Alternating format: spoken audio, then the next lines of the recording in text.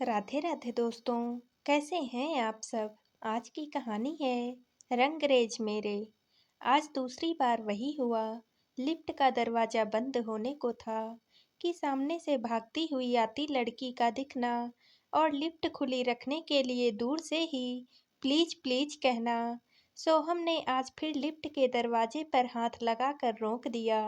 Thanks. हाथों में दो झोले थामे वो मुस्कुराई। सोहम जानता था कि लड़की का फ्लोर कौन सा है। बटन दबाते ही एक दूसरा थैंक्स आया, कुछ और शब्दों के साथ। थैंक्स। वैसे आप सोहम है ना, शर्मा आंटी के बेटे जो बेंगलुरु में रहते हैं।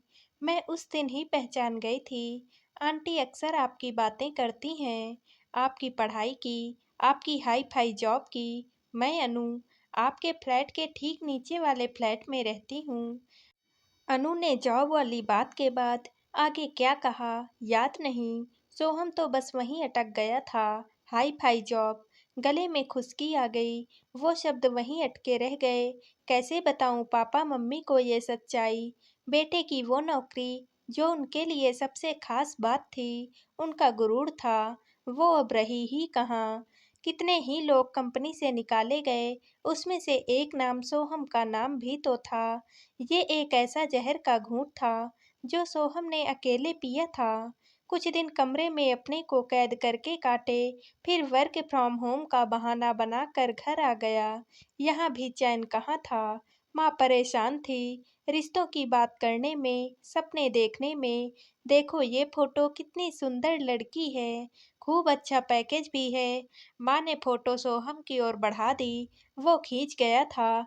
लुक्स, सैलरी, बिना इन सब के इंसान बेकार है एकदम। बस यही सब मायने रखता है ना। जवाब पापा ने दिया था। मायने तो रखता है, बिल्कुल रखता है। तुम खिसिया क्यों जाते हो हर बात पर। सोहम बिना जवाब दिए ही अपने कमरे में जाकर बैठ गया था। अपने आप को कोसते हुए क्यों आया था यहाँ। घर में ऐसा क्या था जो खुश होने जैसा था। बातें बोझिल लग रही थी, मौसम उबाऊ लग रहा था, और मन मन तो जैसे पैर लगाकर भागने पर उतारू था। सोहम ने तुरंत फोन निकालकर अपने फ्लैटमेट को कॉल किया था। आज रात ही निकलूंगा, यहाँ कुछ नहीं कहा जा सकता, कोई मुझे समझेगा नहीं, दम घुट रहा है। पहले सोचा था होली मना कर आऊंगा, पर अब लग रहा है त्योहार जैसा तो कुछ नहीं होता। फोन को बिस्तर पर फेंक कर सोहम खिड़की पर आ खड़ा हुआ था। होली आने में करीब 10 दिन बाकी थे, लेकिन सड़क पर अबीर गुलाल के ढेर से लदे ठेले, दुकानों पर पिचकारियों के जमघट लग चुके थे। लड़ते झगड़ते बच्चे और उनको दुलार कर शांत कराती उनकी माँ। सोहम ने आंखों के कोने छुए, वहाँ नमी थी। कहाँ गया वो बचपन, वो जिद। क्यों नहीं जाकर लेट सकता माँ की गोदी में। क्यों नहीं कह सकता कि जॉब नहीं रही। कुछ हसरतें पूरी नहीं होती, सिर्फ बेचैनी बढ़ाती हैं। सोहम ने अपने सूटकेस में सामान लगाना शुरू किया ही था कि नीचे वाली बालकनी से कुछ आवाज आई, ऐसे जैसे कि कोई सुबक रहा हो। नीचे वाले फ्लैट में जो लोग रहते हैं, उनको वह जानता था। सोहम ने झांक कर देखा। अरे ये तो वही लड़की, लिफ्ट वाली। क्या नाम बताया था। हाँ, अनु। खुद को रोकते हुए भी सोहम पूछ बैठा। Hello, excuse me. अनु की भीगी पलकें ऊपर उठी। सोहम को खिड़की पर देख हड़बड़ा गई। आप ठीक हैं, कोई हेल्प। नाम में गर्दन हिलाते हुए, आंसू पोंछते हुए अनु अंदर भाग गई थी। उसके बाद सोहम से कुछ भी पैक करते ना बना। कभी उस लड़की के दुख का कारण सोचता, कभी अपना दुख एक बार फिर से हावी हो जाता। कुछ ना सूझा तो थोड़ी देर लेटा रहा, फिर सोसाइटी के गार्डन में आ गया। ग्राउंड फ्लोर पर पहुंचकर सोहम लिफ्ट के पास थोड़ी देर खड़ा रहा। जो घटना 2 बार हुई, आज वो तीसरी बार हो जाए तो। सोहम ने आसपास देखा, कोई भी लड़की नहीं थी जो भाग कर इस ओर आ रही हो। लेकिन वो कौन थी जो पीछे बने मंदिर के पास वाली बेंच पर बैठी थी। कोई तो वजह थी जो सोहम को उस ओर खींच ले गई। हाय, क्या मैं यहाँ बैठ सकता हूँ। अनु ने तुरंत खिसक कर जगह बना दी। सोहम सीधे मुद्दे पर आया। पता नहीं मुझे कहना चाहिए या नहीं, लेकिन अकेले रोने से अच्छा है अपने दुख बांट लीजिए, किसी से भी। कहने को तो सोहम कह गया, फिर अपनी बचकानी लाइन पर खुद ही झेंप गया। समझाना जितना आसान है, अमल करना उतना ही मुश्किल। वो खुद बाँट पाया क्या? अनु ने बेंच का रंग खुरसते हुए कहा। दुख बाँटा नहीं जाता, स्वीकार किया जाता है। वही कोशिश कर रही हूँ। सोहम का ईगो हर्ट हुआ था। ऐसा लगा जैसे अनु ने उस पर ही उँगली उठा दी हो। टूटते ईगो की भरपाई करने के लिए सोहम ने थोड़ी और समझदारी दिखाई। हाँ, बाँटने से कोई फ़ायदा भी तो नहीं, कोई और समझ ही नहीं पाता है। अनु ने फिर से बात काट दी थी। ऐसा नहीं है, हम अपने दुख को खुद ही नहीं एक्सेप्ट कर पाते, अपने मन में कहीं छुपाकर ढक देते हैं।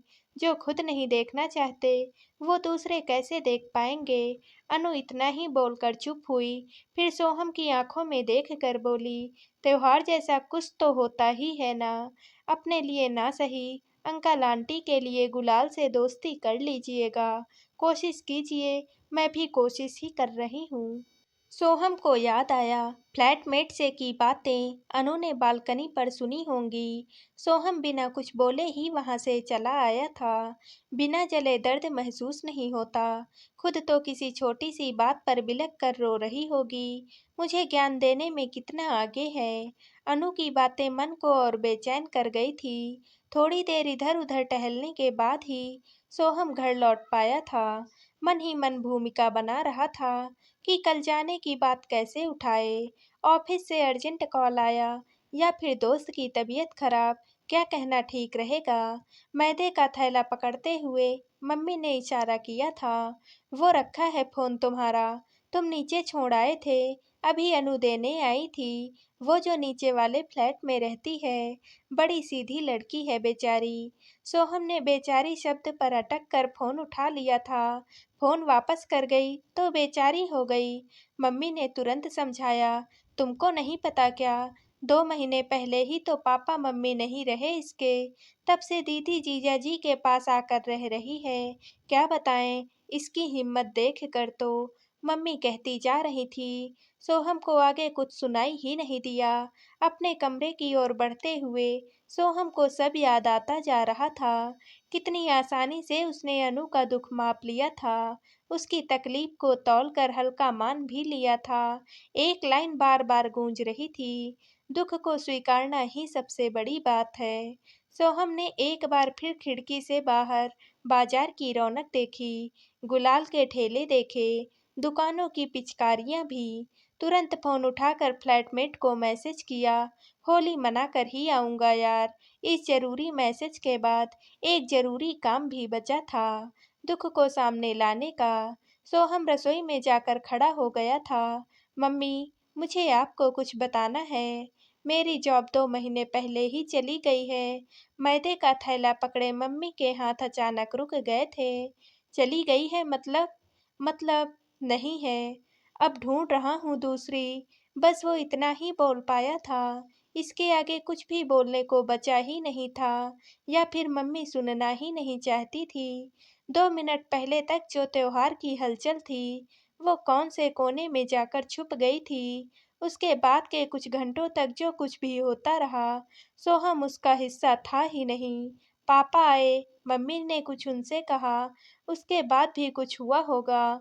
सोहम चुपचाप कमरे में लेटा रहा। शाम गहरा कर रात में बदल गई। घर का अंधेरा भी बढ़ गया।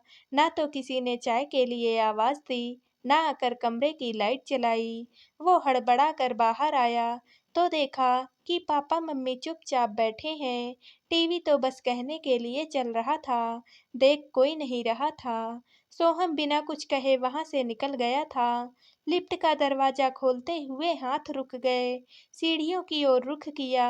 जैसे ही नीचे वाली फ्लोर पर आया, वही हुआ जो वो चाहता था। सामने का दरवाजा खुला हुआ था और अनु अपनी दीदी के साथ गमले में शायद पानी दे रही थी। सोहम को देखकर जैसे ही मुस्कुराई, उसने टोक दिया, रात को पानी नहीं देते पौधों में, पानी नहीं दे रही थी। कोई बच्चा इसमें च्युइंगम खाकर फेंक गया है, वही अलग कर रही थी। सोहम और उसकी दीदी के साथ थोड़ी बहुत बातें हुई, पहले से परिचित थे। सोहम थोड़ी देर और रुकना चाहता था वहाँ, बात करना चाहता था। थोड़ी देर और घर से बाहर रहना चाहता था।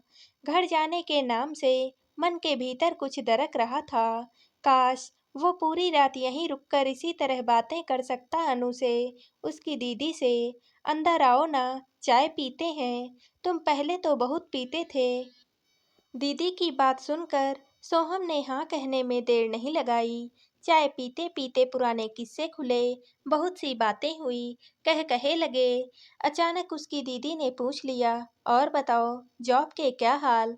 सब बढ़िया। सोहम ने 1 सेकंड का टाइम लिया, एक नज़र अनु को देखा और लंबी सांस खींचकर बोला, वो वाली तो नहीं रही, अब दूसरी ढूंढ रहा हूँ। दीदी चौंक कर बोली, सीरियसली? चलो कोई बात नहीं, ये अच्छा है कि तुम इस बात से परेशान नहीं हो।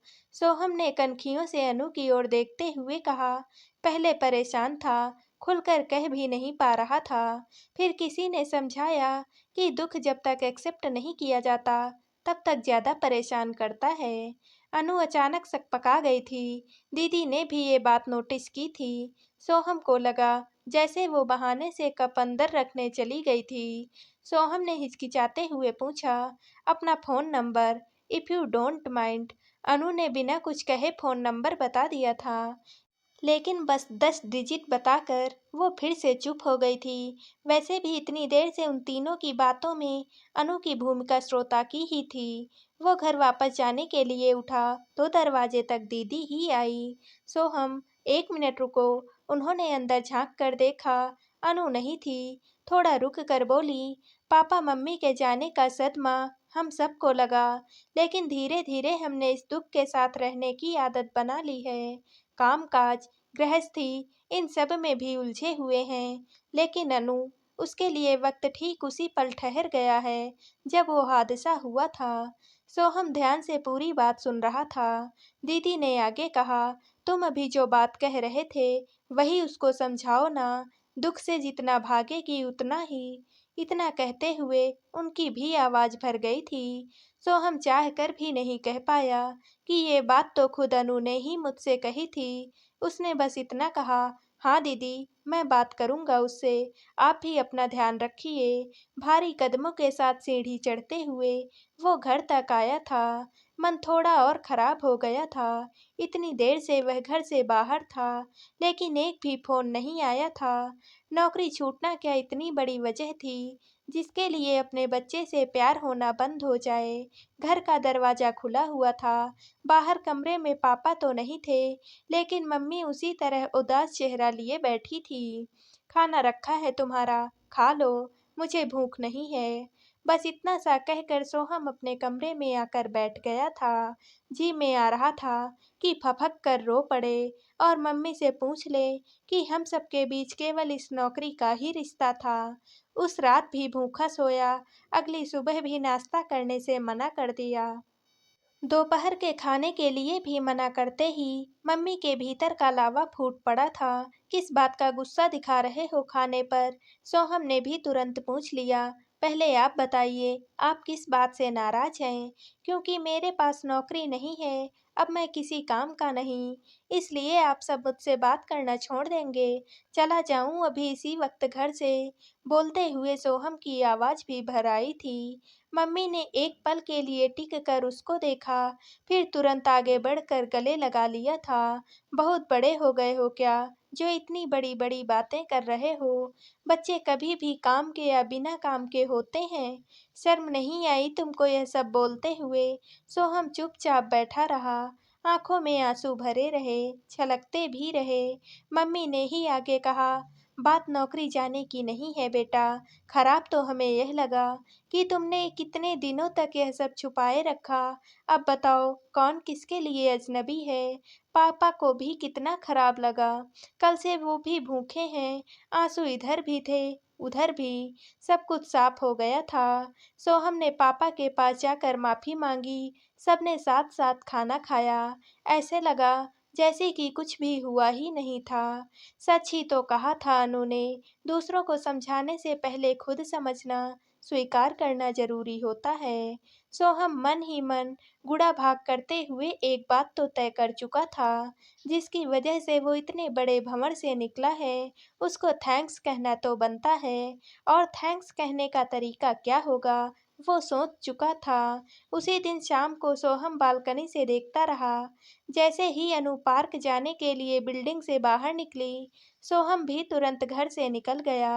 अरे, तुम भी यहाँ? कहीं मेरा पीछा तो नहीं कर रही हो? सोहम ने हंसते हुए पूछा था। अनु सिर झुकाकर बस नहीं बोल पाई।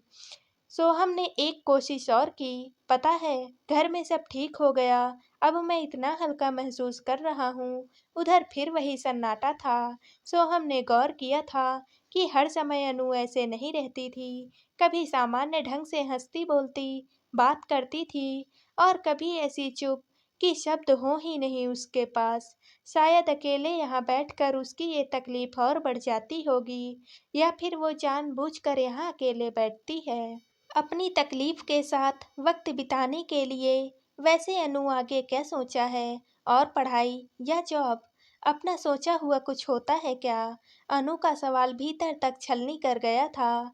पता नहीं उसको ठीक करने के लिए या फिर अपनी बात रखने के लिए सोहम कुछ ऐसा बोल गया जो उस वक्त बिल्कुल नहीं कहना चाहिए था। एक बात कहूँ अनु, दुख सबके पास होता है, लेकिन अगर उसको पकड़ कर बैठ जाएं तो वह धीरे धीरे पत्थर में बदलने लगता है। इतना भारी पत्थर कि जिसको उठाकर 2 कदम भी नहीं चला जा सकता।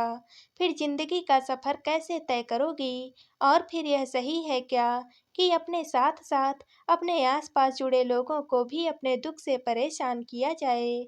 अनु बिना कुछ बोले ही तुरंत वहां से उठकर चली गई थी। पल भर के भीतर ही सोहम को एहसास हो गया था कि कितनी हल्की बात वो कह गया था।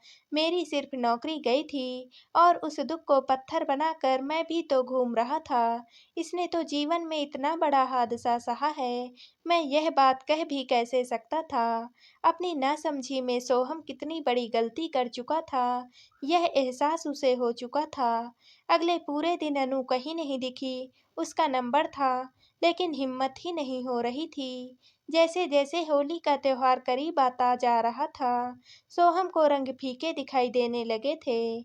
उसने अपने दिल से पूछा, किस बात की तकलीफ मुझे ज्यादा है, किसी लड़की का दिल दुखाने का, या फिर किसी खास लड़की का दिल दुखाने की? अनु से ना मिलकर, उसको अपने आसपास ना देखकर जो बेचैनी मुझको हो रही थी, इसका कोई नाम था, या बस ऐसे ही झिझकते हुए ही सही एक मैसेज सोहम ने कर ही दिया था। आई एम सॉरी अनु, मुझे पता है मुझे तुमसे वह सब नहीं कहना चाहिए था। हो सके तो एक बार मिल लो। जरूरी नहीं कि सोसाइटी पार्क में ही, कहीं बाहर भी हम मिल सकते हैं। अनु मैसेज पढ़ चुकी थी। ब्लू टिक साफ साफ बता रहा था, लेकिन अनु का जवाब न आना, इसका क्या कारण था? कुछ कह दे, नाराजगी जाहिर कर दे, लेकिन इस तरह चुप रहना सोहम के गिल्ट को और बढ़ाता जा रहा था। कुछ दिन और इंतजार करने के बाद सोहम सीधे उसके घर चला गया था। उसे लगा था कि अनु ही दरवाजा खोलेगी, लेकिन सामने दीदी को देखकर हड़बड़ा गया। हाय दीदी, अनु है क्या? दीदी उदास थी, और उनकी उदासी की वजह जानकर सोहम थोड़ा और परेशान हो गया था। उन्होंने बताया कि अनु अचानक अपने भैया भाभी के पास अपने होम टाउन वापस चली गई थी, बिना किसी से कुछ कहे ही। तुमने उससे कुछ कहा था क्या सोहम? दीदी के पूछते ही सिर पर गिल्ट का बोझ और थोड़ा भारी हो गया था। हाँ दीदी, बस मैंने उससे यही कहा था कि उसको भी अपने दुख को एक्सेप्ट करना पड़ेगा। वह खुद दुखी है, और आसपास सबको दुखी कर रही है, यह भी उसको सोचना चाहिए। दीदी ने कुछ कहा नहीं, लेकिन साफ दिख रहा था कि वह भी यह बात जानकर खुश नहीं हुई थी। उन्होंने ना तो अंदर आने के लिए कहा, ना ही ठीक से बात की। सोहम जब वापस आने लगा, तब वह इतना ही बोली, पता नहीं तुमने गलत समझाया या उसने गलत समझा। हमें वह परेशान नहीं कर रही थी दुखी होकर, बस हम उसको दुखी देखकर परेशान थे। वहां से आकर सोहम फिर से अपने अंधेरों में कैद होने लगा था। हड़बड़ाहट में यह कितनी बड़ी गलती हो गई थी। अनु से उसने यह सब क्यों कह दिया? उसकी वजह से वह अपने रिश्तों से कट गई, दीदी का घर छोड़कर चली गई। अगले ही दिन होली थी और एक गलती की वजह से कितने लोगों की जिंदगी के रंग छिन चुके थे। मम्मी, मैं आज रात ही निकलूंगा, कल एक इंटरव्यू है, कल ही पहुंचना है। लेकिन बेटा, त्योहार करके ही जाते, जाना जरूरी नहीं होता तो जरूर रुक जाता मम्मी। मम्मी से झूठ बोलकर सोहम उनसे तो बच सकता था, लेकिन अंदर की हलचल किस कदर बेचैन कर रही थी, यह वही जानता था। सोहम ने पैकिंग करके एक बार अपने कमरे से नीचे वाले घर की बालकनी की ओर देखा। काश उस दिन की तरह अनु यहाँ बैठी दिख जाती, तो जाने से पहले उसे एक बार माफी तो मांग ही लेता। रात 2 बजे की बस थी। मन न होने के बावजूद भी होलिका दहन की पूजा में शामिल होना ही पड़ा। अग्नि के चारों ओर परिक्रमा लगाते, प्रसाद चढ़ाते हुए सोहम के मन में सिर्फ अनु ही थी। बार बार यही इच्छा मन में उठती रही कि बस एक बार उससे मिल लेता, उससे माफी मांग लेता और शायद वह सब कह सकता है जो उसके लिए महसूस कर रहा था। पूजा करके सोहम लिफ्ट की ओर आ ही रहा था कि तभी मम्मी को साथ ना पाकर पीछे मुड़कर देखा। एक बार तो उसे अपनी आंखों पर विश्वास ही नहीं हुआ। क्या यह सच था जो वो देख रहा था, या फिर सपने मूर्त रूप लेकर यहाँ सामने आकर खड़े हो गए थे? क्या यह सचमुच अनु थी जो मम्मी से हंस हंस कर बातें कर रही थी? सोहम तेजी से उसकी ओर बढ़ा। उसकी आंखें कितनी बदली हुई लग रही थी। कहाँ गई वह उदासी जो उसकी आंखों का स्थायी भाव बनकर रह गई थी? यह उसको हुआ क्या था? अचानक मम्मी ने प्यार से अनु का कंधा थपथपा कर कहा, अब आ गई हो तो जाओ होलिका माता के दर्शन कर लो। सोहम भी पूजा की थाली लिए उसके साथ साथ फिर से उस पवित्र अग्नि के पास बढ़ गया। अनु, 1 मिनट रुको, मुझे तुमसे कुछ बात करनी है। आग की लपटों की रोशनी से दोनों के चेहरे लाल हो गए थे। अनु ने एक बार देखा, फिर नजरें झुका ली। आप मुझसे यही पूछेंगे ना कि मैंने आपके मैसेज का जवाब क्यों नहीं दिया? मैं वापस आने का इंतजार कर रही थी कि मैं आपसे मिलकर आपको थैंक्स कह सकूं। सोहम हड़बड़ा गया था। किस बात के लिए थैंक्स कह रही हो? मैं तो तुमसे माफी मांगना चाहता था। मैंने उस दिन तुमसे वो बातें कही जिनका कोई मतलब ही नहीं था। मतलब था सोहम, और ये बातें मुझे बहुत पहले समझ लेनी चाहिए थी। आपने जब मुझसे कहा कि मैं अपने दुख से आसपास सबको दुखी कर रही हूँ, तब मुझे समझ में आया कि दीदी के साथ भी तो उतना ही बड़ा दुख जुड़ा था। पापा मम्मी के जाने का दुख भी वह झेलती रही और साथ ही मुझे ठीक करने की जिम्मेदारी भी लिए रही। दीदी की तरफ से तो मैंने सोचा ही नहीं। और जीजा जी, वह कितने प्यार से मुझे यहाँ लेकर आए थे, और तब से अब तक उन दोनों के पास मुझे खुश रखने के सिवा कोई और काम ही नहीं बचा था। सचमुच मैं कितनी स्वार्थी हो गई थी। अनु जैसे जैसे बोलती जा रही थी, सोहम की हैरानी बढ़ती जा रही थी। आर यू सीरियस अनु? और मैं यहाँ इस गिल्ट में कितना परेशान रहा, तुम्हें पता है? मैं आज रात निकल रहा हूँ बेंगलुरु के लिए। मुझे यहाँ एक पल भी नहीं रुका जा रहा था। ये त्योहार, ये रंग, ये खुशियाँ, ये सब मुझे बहुत परेशान कर रहे थे।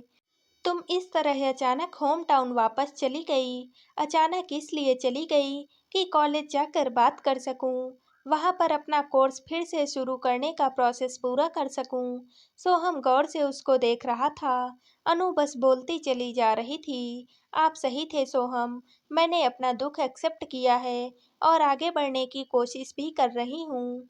सोहम के दिल में आया कि सामने खड़ी इस भोली भाली लड़की की आंखों में ठहरे आंसू अपनी हथेलियों से पोंछ दे, लेकिन नहीं, यह जल्दबाजी हो जाती। अभी तो इस रिश्ते की शुरुआत ही हुई थी।